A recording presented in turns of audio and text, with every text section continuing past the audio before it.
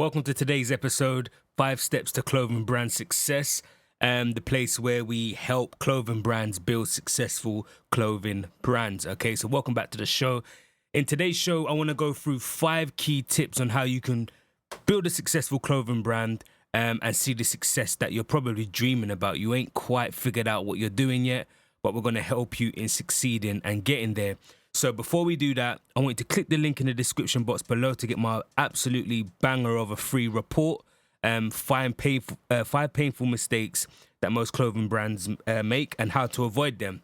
So go and sign up to our email list, become a VIP, a member, and get the free report in the process. It will help you out tremendously. So 5 steps to clothing brand success. The first step to seeing and having, should I say, clothing brand success is you want to get a pen and you want to write this down. You need to build a brand message and story, okay? You need to build a brand message and a story. Now, what do I mean by this? A brand message is your message, okay? It's your philosophy. It's what separates you from everyone else. For example, okay, you might say an apple a day keeps the doctors away. That's a message, okay? That is a brand message. During COVID, in the UK especially, we had here the Boris Johnson saying something's face keeps space. You know, he kept saying that over and over again.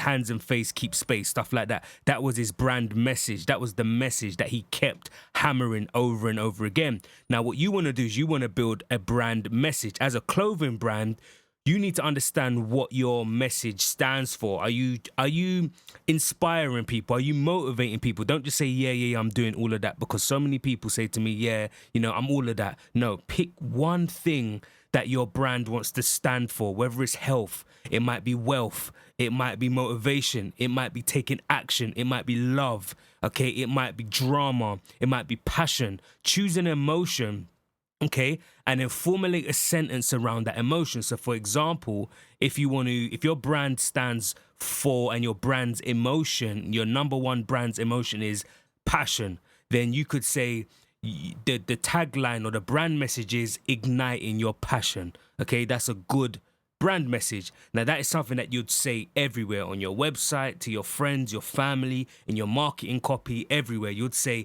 igniting your passion, okay? And then the story around that is, remember, we're building a brand message and a story. The story around that would then be, I was working a 9 to 5, I was struggling, I was making a bit of money. I was struggling mentally though, because it just wasn't what I wanted to do. It wasn't igniting my passion. So I decided that I wanted to create a clothing brand to ignite my passion, but not only to ignite my passion, but to inspire others to ignite theirs.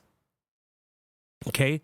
That's a brand message. That's a brand story. Okay, we've linked the two together. So the story is someone that was in 9 to 5, making money, but not satisfied with their passion. It wasn't their calling. So they built a clothing brand so that they can express that calling and in the process inspire others to ignite their passion as well. Okay, so that's a brand message. Doesn't that sound and feel so much better than just, yeah, here's my clothing brand. It's comfortable. It's comfortable. We got different sizes and different colors.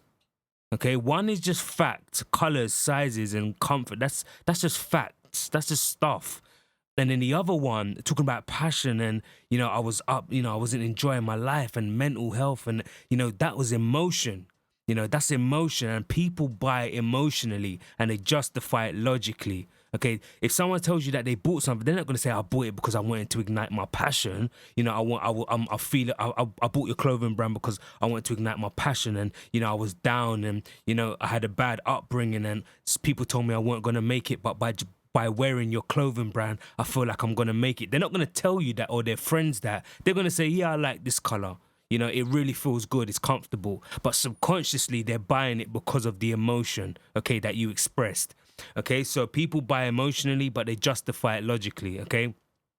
So that is building a brand message and story. If you take nothing away today, take away this. You must build a strong brand message and story. Before I go on to the next one, I just want to leave with, I want to finish on a story for building a brand message and story. And that is, I was speaking to a client one time and he had a great story, okay? And I asked him, he was asking me, what do you think of this logo? Is it, what do you think of the name of my brand? Is it any good? I said, yeah, they're okay. But me knowing that brand names and those logos, they don't really mean nothing, okay? So I said to him, yeah, they're okay, but tell me, what's your story? Okay, what is your background? And he said, I grew up and I had I have cerebral palsy, and I was I think he said I wasn't destined to make it. My mom was told I was gonna pass away. I wasn't gonna be born and stuff like that. And then I came through. I ended up being born and ended up growing up and becoming like, he was telling me all of this real good stuff. And that he's building his clothing brand to inspire other people with disability, to say to the world, you know what, despite disabilities, you can still make something of yourself. You can still build brands just like other people that don't have disabilities. He's saying all of this stuff. And I said, look, dude, this is your magic. You're worrying about your logos and what colors and your name. Forget that. Just call it anything. It doesn't matter. With your story, that's what matters. That's the power. That's the magic. That's the essence. Share your story. And he got it. And I said to him, you're going to see success now because you know your story. I've just given you I've just shown you. You've had your story all along, but I've just shown you where your story is and where your focus needs to be. Okay, so it's important to have a brand message and a story. Number 2 in 5 steps to clothing brand success is to identify your ideal audience. And here's another brilliant thing. When you have your brand message and story, you know almost instantly who your audience is. Okay, so like I said before, the passion, when ignite the passion. Someone, if that was my brand, I was building that, my target audience will be people working 9 to 5, struggling, wanting to find their calling. Okay, if I'm a male, I might want to speak to male people because they'll be able to relate to me. Okay, so I'm talking to men that are my age, 25 to 34, because I'm 32. Well, we're going to be 33. I'm 32. Okay, I'm a man, and I want to target other men that want to find their passion and are fed up with their 9 to 5, okay, and ready to ignite their passion. So that would be my ideal audience. Now, there's going to be some people that are 18, 36, 42 that might want to ignite their passion as well and might want to and will buy the product, and that's fine. But they're not ideally my ideal audience. They're a audience. They're like around the audience that I'm ideally targeting, but I need an ideal target audience, okay, and that is how you find it. I can't tell you how many times I ask people, who is your target audience? And they say, yeah, man, my clothing brand's pretty much for everyone. Like, everyone could enjoy my clothing brand. Like, I want to make something that's universally appealing. Deadly sin. Never do that. You always want to target down, niche down, find the ideal audience. And yeah, if you have other people buying outside of that audience, that's great. That's a bonus. But ideally, you want to target your ideal audience. It's going to make things cheaper for you when you're running your Facebook and Google ads. It's going to make people listen to your story and connect with you way quicker. And it's just going to just make you so much more profitable, okay, from the get-go. So that's number 2, identify your ideal audience. Number 3 on today's 5 steps to clothing brand success is to request samples. Okay, so once you've built your brand message, you got your story, you've identified who your ideal target audience is. Now you want to go about looking for manufacturers, and the best way to do this is go on to Alibaba. Go to Alibaba, start typing in the clothing that you want. Maybe you want to do tracksuits, type in tracksuit supplier and tracksuit manufacturer, get up a list of tracksuit manufacturers, and then you want to filter down the left hand side. You want to filter ones that come with trade insurance, because that tells you that they are, if anything goes wrong, they stand by their word. So if anything goes wrong, you're covered insurance wise, you can get your money back. Okay, so you want to protect yourself when you're requesting samples. You want to speak to them, you want to build a relationship with them. Talk about, how much it will cost for a sample, how much it will cost if you place a bigger order, XYZ, okay? You want to do that. And you also want to look out for a company that has or been around for ideally 5 to 10 plus years, okay? You don't want a brand new factory that's just coming on board, because you will be their guinea pig and they will have a lot of things that they haven't figured out yet in their manufacturing process, and you don't want to be the guinea pig for them. You don't want them to trial it out on you. Let them trial it out on other people and that stuff. So finding a company that's 5+, 10+ years, they've ironed out all of the kinks. They're ready to go, and they're probably providing an A-class service. So you want to use them, okay? So those are the two things to look out for: trade assurance and a company that's more than 5 to 10 years old, okay? And number four, should I say, after requesting samples, is to place your bulk order. So go ahead, place the order. All right, so let's stop for a second. So you've requested your samples, they've arrived, you like them, you like the feel of them, you enjoy them, you're happy with them. You log back into Alibaba then, and you place your bulk order, okay? And that's where we're at, number 4. Place your bulk order. Try and negotiate, and make sure you always negotiate with these suppliers, because there is no middleman. You're speaking directly with the supplier, so they can go lower than they say they are, okay?